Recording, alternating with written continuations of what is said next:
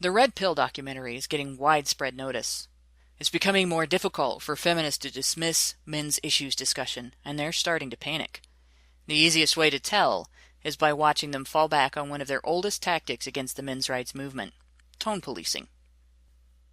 Gender politics, you see, has been presumed feminist territory for so long that they feel entitled to it.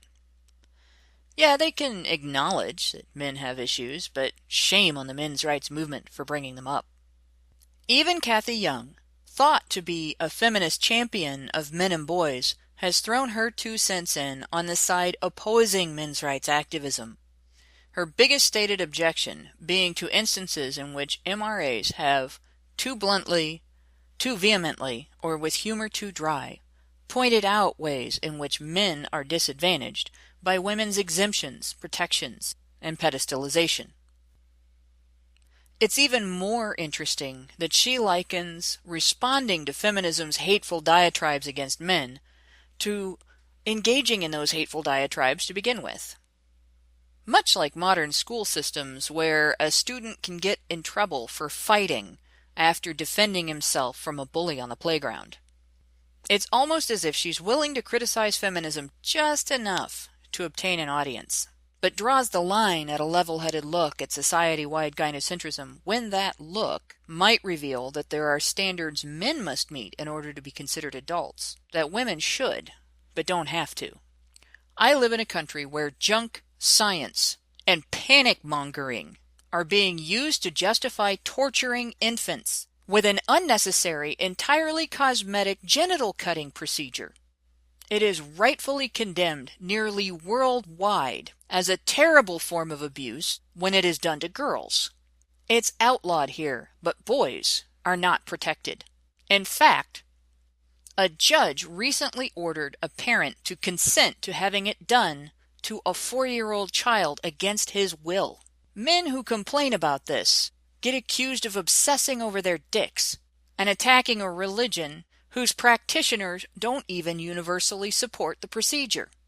Junk science is also being used to exclude half the population from legal protections against intimate partner and some forms of sexual violence. It's also being used to hide perpetrators among the other half of the population, specifically based on their anatomy. It's being used as a tool to attack due process rights, even to the point of facilitating false conviction. An abused man is labeled an abuser if he defends himself, but a liar if he doesn't. A female rapist's male victim is more likely to receive congratulations than compassion, and he may even be ridiculed if he admits the experience was in any way traumatic. What do we get when we bring this information up? Accusations of misogyny and perpetuating rape culture. Let me repeat that. When we say abused men and boys deserve protection from their abusers, feminists call us misogynists. They also label us misogynists for calling forced sex rape when a woman is the perpetrator. Due process, a constitutionally protected civil right, has been deemed part of rape culture by feminists. How are we supposed to not take these responses as evidence that feminists think women should be allowed to beat, rape, and falsely accuse, as long as their victims are male? How do you expect anyone who knows this to not be angry? I live in a country where political rhetoric is used to deny children their father's nurturing care, even while research shows that doing that increases a child's chances of future legal trouble, of teen pregnancy, broken relationships and broken homes in adulthood, and lifelong poverty and welfare dependence. A father who fights for more time with his children is accused of abusing their mother because, well, it can't be because he cares about the children, right? And even if he does, that's not important, right? Men's hearts are not allowed to be broken by separation from their most precious loved ones. His wallet, though. That is considered to be so important that a judge can not only give the ex access to it, but stipulate how well stocked it must be, without regard to the holder's earning capacity.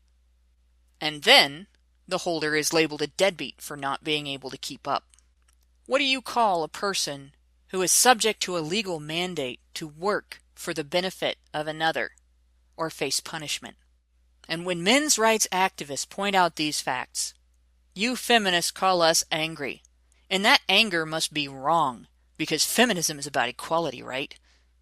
In my country, telling a woman she can have reproductive rights by keeping her legs together is considered sexism. Women's options even include the ability to abandon a child with impunity. That's what safe haven abandonment is. But when men bring up the idea of an equal option to that, the deadbeat label comes back and they're told that if they don't want that responsibility, they should keep their dicks in their pants. Feminists don't like seeing women's command of male obligation questioned, and they respond to discussion about men's reproductive rights as an attack on choice, when what's really at stake is female gatekeeping, which they are defending with a toxic mix of accusation, damseling, and vitriol. And dear feminists, here you are using "you sound angry" as a counter to discussion of human rights issues that affect half the population. What kind of human rights movement, what kind of equality movement does that? Do you really think it's going to delegitimize the issues that we bring to the table? Because they're not going to disappear.